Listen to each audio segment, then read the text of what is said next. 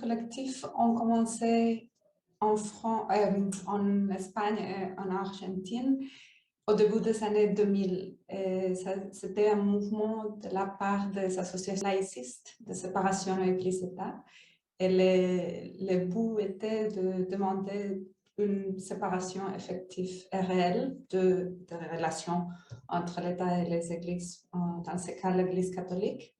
Mais après, dans les années 2015, 2009, il y a eu une très grande apostasie collective en Argentine.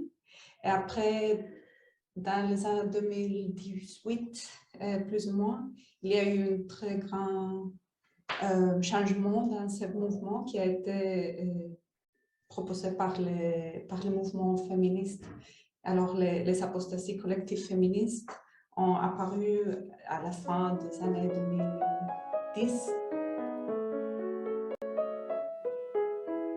Le résultat de mobilisation féministe, surtout autour du débat de la légalisation de l'avortement à l'Argentine, mais plus largement pour demander la reconnaissance des droits des femmes et de l'égalité.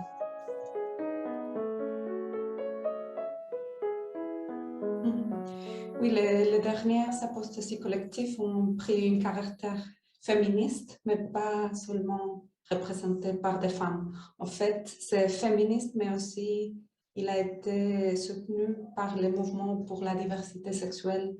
Alors, il y a beaucoup d'associations LGBTQ, et il y a des associations pour la reconnaissance de la diversité de genre, de la diversité sexuelle qui sont ajoutées à la cause. Alors, il y a une présence très forte, majoritaire, on pourrait dire, de femmes, mais en même temps, il y a des groupes de personnes qui s'identifient d'une autre manière au niveau sexuel, qui en font partie. Et il y a aussi des hommes hétérosexuels qui font partie et qui s'identifient comme hommes cis hétérosexuels qui en font partie aussi. Mais c'est vrai que dans les dernières années, la dimension féministe et alors la présence très forte des femmes est remarquable. Dans les deux cas, dans le cas de l'Argentine et le cas de l'Espagne, il y a une très forte présence de symbologie féministe qui change un peu dans les deux contextes, mais il y a aussi une partie qui est partagée. Dans le contexte de l'Argentine, c'est surtout les couleurs vertes qui étaient les couleurs de la revendication de la légalisation de l'avortement, qui a été très présente. Dans le cas de l'Espagne, ça a été surtout la question, les couleurs violettes, qui est les couleurs du mouvement féministe, mais aussi avec des usages de couleur verte comme une manière de montrer la solidarité avec le mouvement en Argentine. Alors, oui, c'est une manière de faire présent la dimension des femmes dans ce mouvement et toutes ces revendications à côté d'autres revendications plus larges du mouvement féministe. L'apostasie, c'est une action qui est individuelle. C'est chaque personne qui doit demander à l'institution de l'Église catholique d'enlever ses données personnelles des archives. De croiser, ce n'est pas possible d'enlever, mais de croiser ces données. Mais dans les débuts des années 2000, les activistes ont pensé qu'il y aurait une plus grande résonance médiatique, mais aussi un plus fort impact pour l'Église catholique si on faisait les apostasies de manière collective. Alors, les procédures continuent à être individuelles. Chaque apostasie doit être faite au niveau individuel, mais l'organisation d'une action collective comme une forme de proteste social est devenue plus importante. Et c'est une manière de montrer le caractère politique des demandes des apostates qui demandent la séparation de l'Église et de l'État, la non-interférence de l'Église dans les débats politiques autour de l'éducation sexuelle, de la régulation de l'avortement, les mariages entre personnes du même sexe. Alors, la dimension collective, c'est un peu comme un mouvement social ou comme un outil de mobilisation sociale est très important pour montrer ce caractère de proteste politique.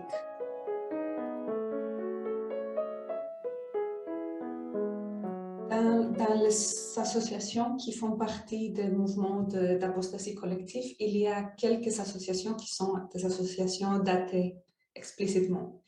Mais la plupart n'en font pas partie. La plupart sont de gens qui sont activistes dans d'autres mouvements, dans les syndicats, dans les associations féministes, etc. Alors, pour eux, la dimension de non-religion, d'athéisme, de non-théisme, c'est pas vraiment central. La plupart, ou une partie très importante, se définissent comme non-religieux, comme athées, mais ils ne font de cette identification une forme très forte d'activisme et d'associationnisme. C'est surtout les autres dimensions de mobilisation. Mais il y en a quelques groupes. La plupart, au moins les gens avec lesquels je parlais, la plupart se définissent comme athées, non-religieux, agnostiques, etc. Mais pour eux, il y a une distinction qui est assez claire, au moins au niveau du discours, entre la religion, la pratique individuelle, la croyance individuelle des gens et le rôle de l'Église catholique.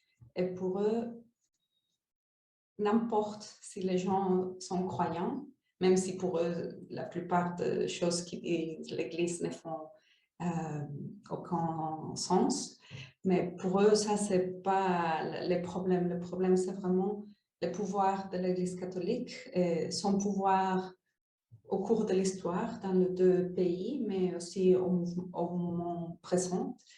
Et alors, en fait, il y a quelques groupes de catholiques progressifs qui font aussi partie de mouvements d'apostasie, parce que c'est pas une question de discussion de croyances, de théologie, de religion, de pratiques religieuses, c'est vraiment une discussion et une contestation de l'influence de l'Église sur l'appareil de l'État et sur la société au niveau plus général.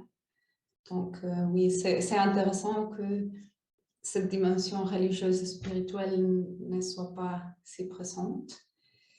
Et après, dans les apostates, il y a quelques gens qui se définissent comme spirituels ou qui ont une relation spirituelle avec quelques éléments de la nature ou avec l'humanité comme élément de communauté, si on peut dire comme ça. Je crois qu'il y a deux choses importantes. Dans les deux pays, en Espagne et en Argentine, l'Église reçoit de financement public qui est assez important. Et alors ça, c'est un élément qui les apostates essayent de combattre. Et ça, c'est une ligne de combat assez importante. Finir le financement public de l'Église catholique. Ça, c'est une partie. L'autre partie, c'est jusqu'où arrive le pouvoir et l'influence de l'Église catholique. C'est un peu difficile de limiter quel est le pouvoir, mais en parlant avec les apostates, en Argentine, la votation de la loi de légalisation de l'avortement a eu lieu 2 fois. La première fois était en 2018, et là, le Congrès a approuvé la loi, mais le Sénat pas. Et pour les apostates, il y a eu une très forte influence de l'Église catholique dans les sénateurs et les sénateurs même qui s'identifient comme catholiques et qui faisaient référence à ses croyances catholiques pour voter en contre.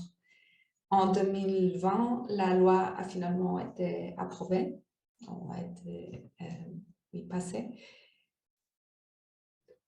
Là, les apostates voient une très forte influence de l'Église catholique dans les résultats de la première votation. L'autre élément, c'est la présence de l'Église catholique dans les écoles publiques, l'éducation religieuse comme voie d'interférence dans la vie sociale.